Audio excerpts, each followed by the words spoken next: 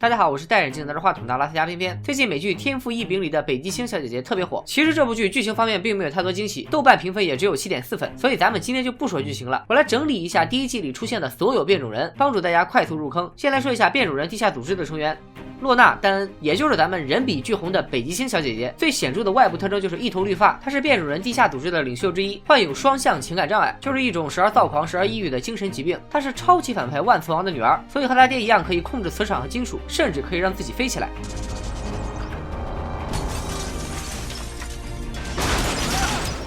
马克思·迪亚兹 （A.K.A. 日食），墨西哥人，北极星小姐姐的男朋友，也是变种人地下组织的核心成员，身世悲惨到可以拿选秀冠军。小时候因为是变种人，所以被父母抛弃，为了谋生加入了贩毒集团，后来被变种人地下组织招募，改邪归正。日食的超能力是可以吸收和发射光能，这才叫暖男啊，简直就是个小太阳了。最后再发颗糖吧，因为日食可以控制太阳能，与北极星控制的磁场相遇就能产生北极光，所以天赋异禀也可以称作超能力版的极光之恋。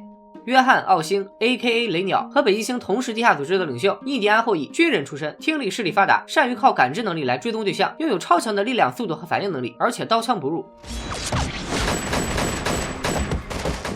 克拉丽丝·桑 （A.K.A. 闪烁），眼睛像是戴着大直径的绿色美瞳，精灵耳，脸上还有像纹身的标记，可以制造空间传送门。他靠这项超能力逃出监禁后被地下组织收留。该角色同样出现在《X 战警：逆转未来》中，由范冰冰扮演。索尼娅·谢蒙森 （A.K.A. 美梦），北极星最好的闺蜜，也是雷鸟的女朋友，能够通过嘴里吐出的粉色迷雾修改他人的记忆。贤哲 （A.K.A. 电脑女），顾名思义，她的大脑就是一台超级电脑，在原作漫画中是 X 战警的元老之一，也是 X 教授的得力助手。伊凡·杰林 （A.K.A. 龙女），顾名思义就是能变成龙。X 教授安排她招募北极星，成为地下组织的领袖。韦斯超能力是制造幻象，除了帮助大家逃跑以外，还可以用来撩妹。哈利黑人，父母被北极星小姐姐所救，超能力是隐身。隐藏变种人酒吧老板，除了可以让自身隐身之外，还能让其他物体隐身。佩德罗负责组织的防卫工作，能让人产生恐惧的情绪。纳雅能够控制水流。斯凯勒可以发射冲击波。粉碎能使身体接触的物体结晶。光头强除了力气大，好像也不会傻了。变种人地下组织说完了，再来说一说本剧的主角斯特拉克家族。安迪·斯特拉克在一次校园霸凌的过程中觉醒了自己的超能力，拥有强大的意念能力，能够撕裂任何物体。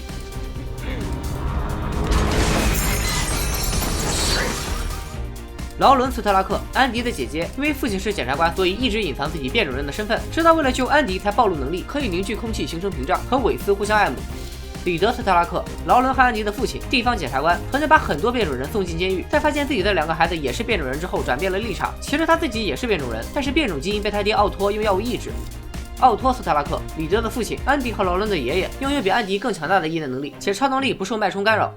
安德利亚斯·冯·斯特拉克以及安德利亚·冯·斯特拉克 （A.K.A. 芬里斯双子），双胞胎兄妹，乱伦之后生下了安迪的爷爷，是安迪和劳伦的曾祖父和曾祖母，分别拥有撕裂之力和凝聚之力，而且只要2个人牵手就能发出摧毁一切的冲击波。安迪、劳伦姐弟俩完美继承了他们的能力。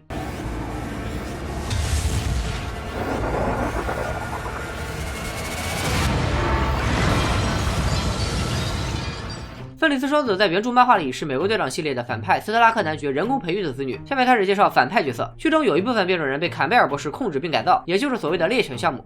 古斯 （A.K.A. 脉冲），雷鸟的好兄弟，原本也是地下组织成员，后来被坎贝尔博士控制，超能力是干扰电力系统，还能让其他变种人的超能力无效。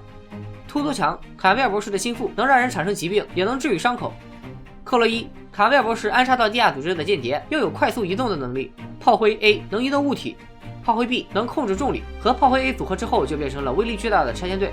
炮灰 C 千里眼，炮灰 D 能探测有机分子，和炮灰 C 组合之后就可以追踪别人。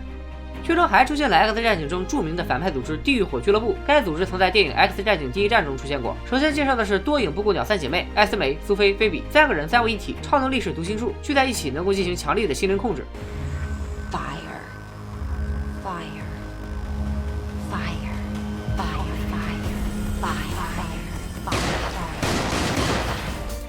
黑人光头强也是地狱火俱乐部的成员，可以改变物质构造，比如把一颗6味地黄丸变成钻石。最后还剩下几个不好归类的。安珀，北极星在监狱里遇到的女性变种人，在原作中的能力是梦境形象投射。罗杜，贩毒集团的打手，超能力是定身术。以上就是偏偏整理的《天赋异禀》第1季所有变种人的资料，希望对大家看剧有所帮助。拜了个拜。